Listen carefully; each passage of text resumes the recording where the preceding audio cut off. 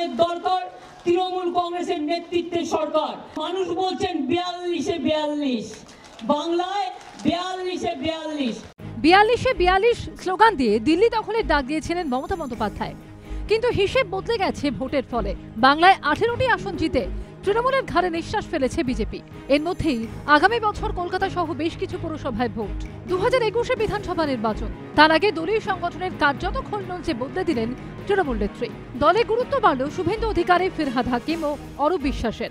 জঙ্গলমহল, মালদা, মুর্শিদাবাদ, উত্তর দিনাজপুর ও দক্ষিণ দিনাজপুর জেলার পর্যবেক্ষকের দায়িত্ব দেওয়া হয়েছে পরিবহন মন্ত্রীকে।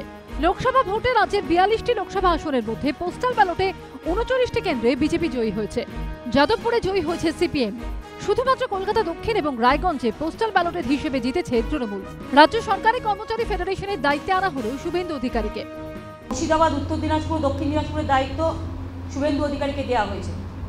আর অভিষেকের উপর দায়িত্ব দেওয়া হয়েছে ভোটার লিস্ট থেকে শুরু করে অন্য কাজগুলো কোঅর্ডিনেশন করবে উইথ অল এমএলএ। অন্যদিকে অরূপ বিশ্বাসকে উত্তরবঙ্গের পর্যবেক্ষকের দায়িত্ব দেওয়া হয়েছে। হুগলি, হাওড়া ও পূর্ব বর্ধমানের পর্যবেক্ষকের দায়িত্ব পেয়েছেন ফিরহাদ হাকিম।